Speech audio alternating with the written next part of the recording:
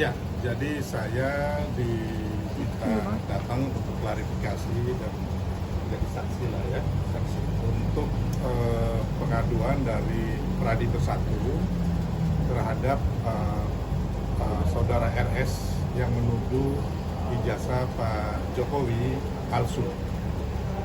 Jadi tadi saya diperiksa hampir 3 jam dan ada sekitar 40 pertanyaan yang saya jawab dengan sepengetahuan saya apa yang terjadi. Pertanyaan seputar apa? Pertanyaannya seputar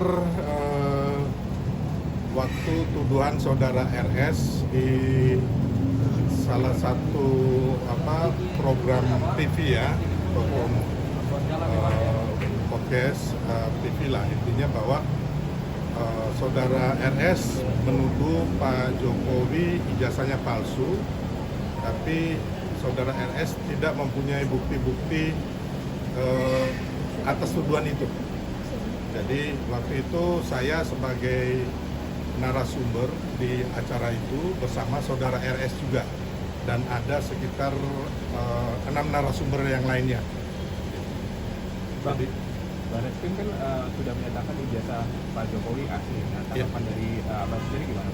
Ya, kita sangat mengapresiasi ya. Jadi Barreskrim sudah menyatakan bahwa Barreskrim sudah melakukan penyelidikan dan sudah dibawa ke laboratorium forensik, yang mana bahwa ijazah asli Pak Jokowi yang diserahkan oleh Pak Jokowi langsung itu yang diselidiki adalah ijazah asli yang bahasa hukumnya itu dinyatakan identik atau sama dan sebangun atau otentik dengan 3 ijazah asli pembanding daripada teman-teman seangkatan Pak Jokowi.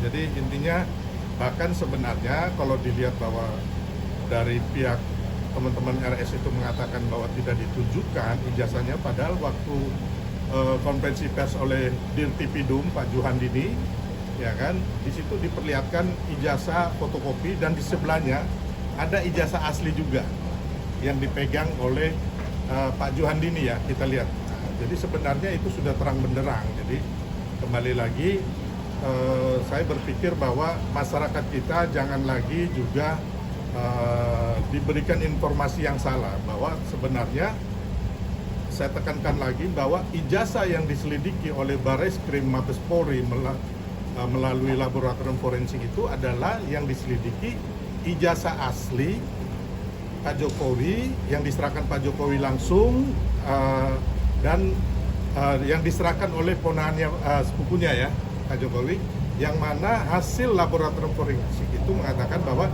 ijazah asli Pak Jokowi ini adalah identik dengan 3 ijazah otentik atau asli dari teman-teman satu angkatan Pak Jokowi. Bang, waktu dialog itu lebih intinya dia penyampaiannya seperti apa sih Bang? Pak Rosurya sendiri bisa sama kamu? Ya, jadi di situ Roy Suryo mengatakan, RS mengatakan bahwa ijazah dan juga skripsi Pak Jokowi itu palsu. Padahal kalau kita lihat kan beliau ini kan, RS ini kan bukan siapa-siapa yang bisa mengatakan ijazah orang ini asli atau palsu. Ya kan, harusnya yang mengatakan itu adalah pihak resmi, ya kan, yang diakui oleh negara, dalam hal ini laboratorium forensik atau Mabes Polri atau putusan pengadilan. Ya, jadi kita nggak boleh, ya kan, siapapun menuduh orang itu ijazahnya palsu, SIM-nya palsu, terus sertifikat rumahnya palsu, apabila kita tidak mempunyai diakui lah oleh negara, ya kan, dan juga kita tidak mempunyai bukti-bukti. Jadi kita tidak mempunyai bukti bahwa ijazah ini yang asli, ini yang palsu pembandingnya, atau ijazah palsu ini dibikin palsunya tahun berapa, oleh siapa. Jadi kembali lagi, apa yang dilakukan mereka katanya itu meneliti secara ilmiah, menurut hemat saya bahwa itu adalah bukti-bukti yang sangat prematur, dan menurut saya bukti-bukti itu nol atau tidak ada, karena mereka bukan pihak berwenang resmi yang bisa menyatakan bahwa ijazah ini palsu atau ijazah ini asli gitu. Jadi kembali lagi, bahkan ini akhirnya ketika dia menuduh tanpa putusan pengadilan, maka hukum akan menjerat kembali saudara RS dan kawan-kawan dengan tuduhan-tuduhan kemungkinan ada fitnah, pencemaran nama baik, atau pasal-pasal dalam undang-undang ITE, kebencian dan lain sebagainya. Dan ini kita serahkan saja kepada pihak yang berwenang. Dalam hal ini yang dilaporkan sekarang ini kan di Polres Jakarta Selatan, terus ada teman-teman juga di Polres Jakarta Pusat, terus yang dilaporkan Pak Jokowi sendiri di Polda Metro Jaya, ya kan. Nah, jadi intinya bahwa di sini marilah kita sama-sama menegakkan keadilan dan kebenaran.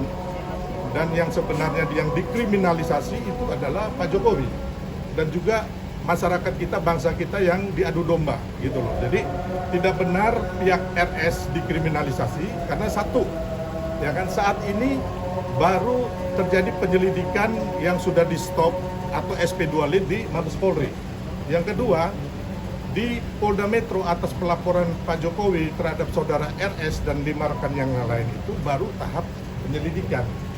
Dan belum ada pasal-pasal yang dikenakan gitu loh, ya kan, belum ada gelar perkara, belum ada lagi penyidikan, bahkan belum sampai P21 untuk dikirim ke kejaksaan. Jadi bagaimana kita bilang ada kriminalisasi gitu loh. Ya kalau mereka kemarin ke Komnas HAM, menurut saya ya kita hargai gitu loh. Tapi kalau bicara sampai ke luar negeri, katanya mau ke badan-badan di luar negeri, sampai ke BBB, alangkah malunya kita gitu loh, karena memang tidak ada yang dikriminalisasi gitu loh. Ini. Bang, dari pihak RS menyatakan keputusan Barreskrim menyetop penyelidikan itu terlalu prematur. Itu menurut Abang seperti apa? Itu kewenangan Barreskrim. Makanya kemarin mereka pergi lagi ke Karwasidik, Biro Pengawasan dan Penyidikan. Saya pikir itu bagus gitu loh. Tapi kalau dinyatakan oleh saudara Refli Harun, ya kan, dan RS sendiri mengatakan bahwa itu baru permulaan, nanti diputuskan pengadilan. Pengadilan yang mana? Karena kan harusnya dari yang pengaduan masyarakat di Mabes Polri ini kan otomatis sudah nggak berlanjut lagi ke pengadilan gitu loh. Karena sudah di stop, udah SP2 Lid, ya kan. Tinggal kita sekarang lagi ada mereka juga yang menggugat di PN Solo dan PN Sleman. Dan kalau kita lihat pengajuan ini menurut konstruksi hukum yang ada dan fakta-fakta hukum, menurut saya tidak kuat dan juga tidak punya legal standing. Ataupun sekarang dari Mabes Polri sudah menyatakan itu ijazah Pak Jokowi asli, bagaimana akan diteruskan. Dan saya meyakini kalau melalui konstruksi hukum yang ada, bukan kita tuan atau paranormal, ini kemungkinan besar ya gugatan di PN Solo dan Sleman itu akan ditolak.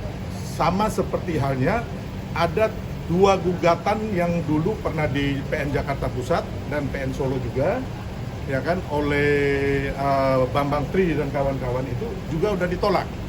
Terus ada 1 gugatan lagi di Petun, itu pun dicabut oleh mereka sendiri, Hatta Taliwang dan kawan-kawannya. Jadi intinya mari masyarakat kita harus melihat bahwa ini sudah ada jurisprudensi ya, bahwa kejadian jurisprudensi itu kejadian yang diputuskan hakim yang menjadi acuan ya kan untuk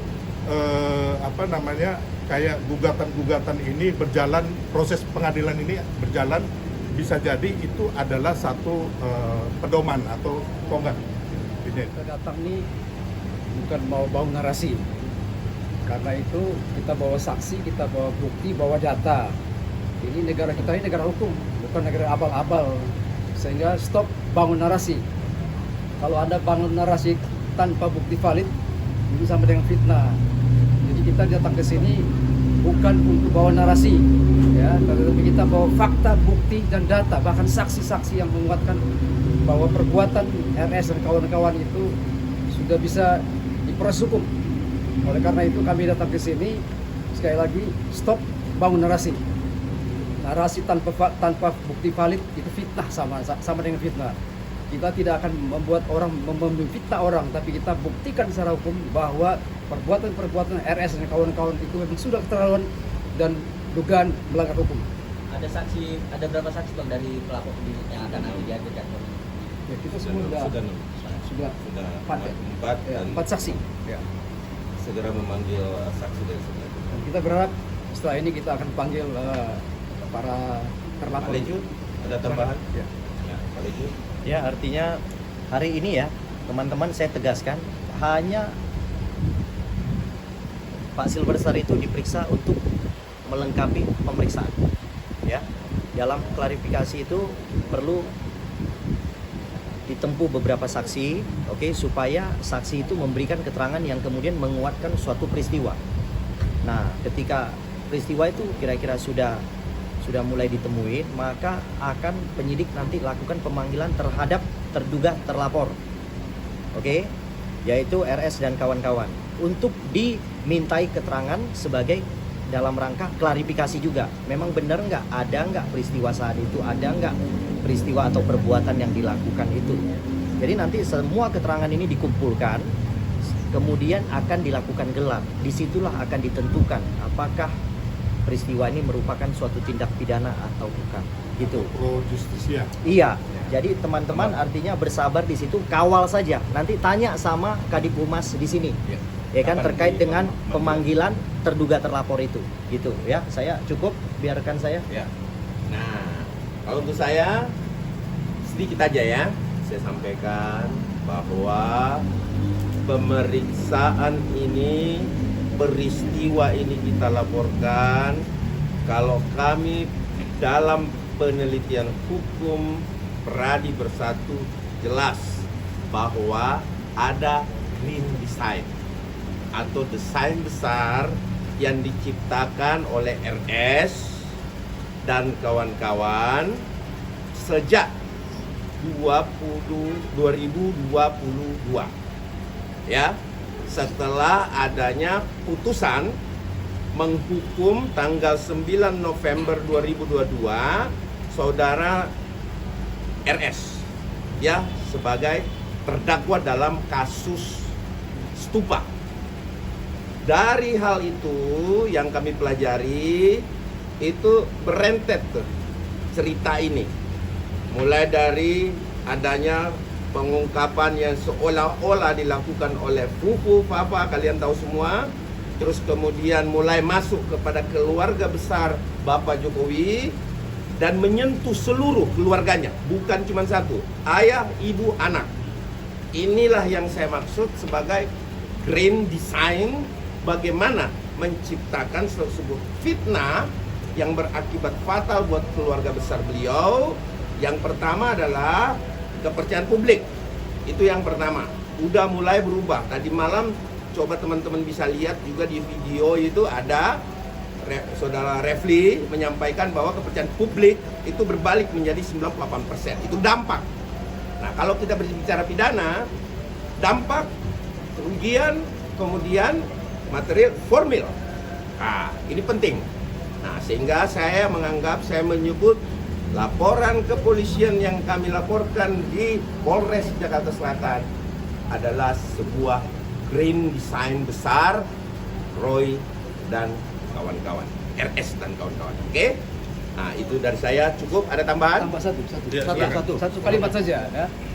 Namanya barang asli itu mau diuji kemanapun, negara manapun, laboratorium manapun, dia tetap akan muncul sebagai barang yang asli. Oleh karena itu berhenti, hentikan narasi-narasi yang membingungkan masyarakat, hentikan narasi-narasi yang tanpa bukti valid. Itu sama dengan fitnah. Ya. Oke, teman-teman.